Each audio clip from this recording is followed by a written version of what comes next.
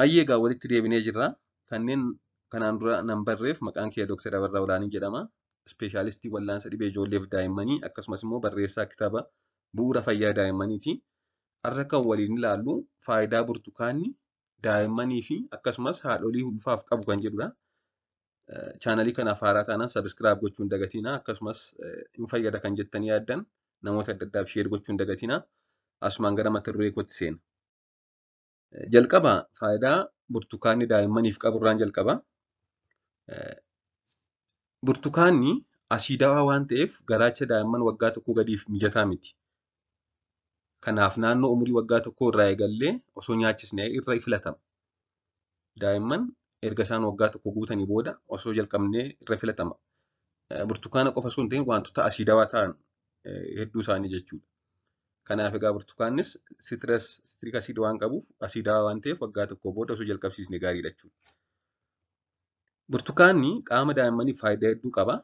Isaan keessaa isaan gurguddoon kan jalqabaa burtukaanni vaayitaamin C fi keemikaala sitiriik asiidii jedhamu hedduu waan qabuuf dabalataanis wantoota farra jarmii ta'an adda addaa waan qabuuf ittisoo qaama daa'immanii ni cimsa. Akka daa'imman dhibeewwan adda addaaf salphaatti hin saaxilamne taasisa jechuudha. Kana malees vaayitaamin C hedduun nyaata kana keessaa argamu utaalloo yookaan qufaa akka dafee isaan dhiisu taasisa. Akka waliigalaatti furmaata dhibee utaalloof qufaaf taa'e keessaa tokko vaayitaamin C dha. Vaayitaamin C hedduu kan qabu immoo tokko oreenjiidha jechuudha. Burtukaana jechuudha. Kanaaf burtukaana argannaan daa'imman amala utaalloo adda addaa qufaa fi vaayirasota adda addaa irraa salphaatti dafanii fayyuun isaanii ni dabala. Kana malees akka garaachi isaanii elementii ayireenii nyaata keessa jiru ofitti fudhatu waan taasisuuf hir'ina dhiigaa fi faayidaawwan biroo hanqina ayireeniin dhufu ni hir'isa.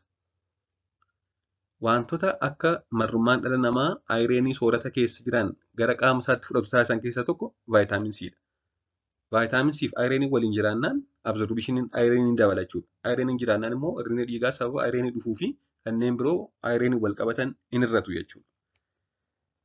Akkasumas wanta diilimooniin jedhamu kan akka garaachi daa'immanii nyaata bulleessu waan qabuuf akkasumas akka bulgaatii hir'isu waan qabuuf akka garaachi isaanii salphaatti soorata daakuuf ni fayyada. Akkasumas hanga faayibarii hedduu waan qabuuf gogiinsa garaa daa'imman irraa ittisa. Kanaaf egaa akka daa'imman ammaan bulgaafanne akka garaachi isaanii soorata bulleessu akka isaan gogiinsa garaa hin godhanne ni taasisa jechuudha. Hanga faayibarii hedduu qabaachuu qofa osoo hin ta'in hanga bishaanis hedduu qaba burtukaanni jechuudha. Kanaaf gogiinsa garaa ni hir'isa. Burtukaanni tokko bishaan siinii bunaa tokko hanga burcuqqoo tokko kan qabaachuu danda'u waan ta'eef daa'imman dheebuu baasuufis ni fayyada. Kana malees faayibarii hedduu waan qabuuf akkuma nama jedhee daa'imman akka gogiinsa garaa hin godhanneef ni gargaara.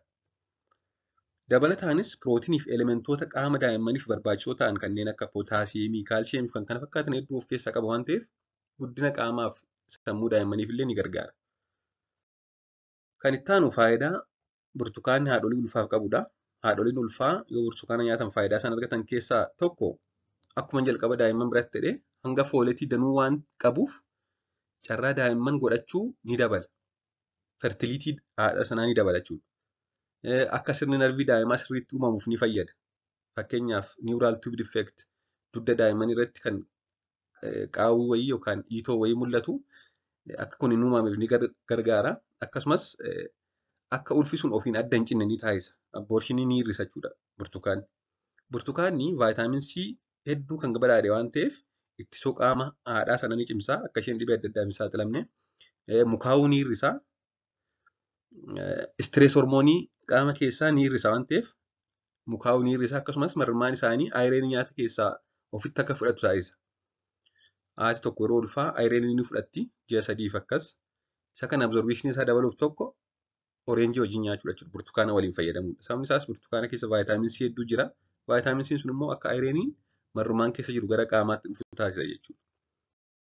Kana malees egaa hanga fooleetii, pootaasiyeemii, kaalsiyemii, vaayitaamin C waan kana fakkaatan hedduu waan qabuuf fayyummaaf guddina qaama daa'ima gadameessa keessa jiruuf ni fayyada. Kana malees yeroo ulfaa gogiinsa garaa godhachuun konstipeeshin godhachuun ni mul'ata. Kana hir'isuuf immoo nyaata faayibarii qaban fayyadamuudha. Isaan keessaa tokko burtukaana jechuudha. Akkasumas yeroo ulfaa bishaan dhuguun ni barbaachisa.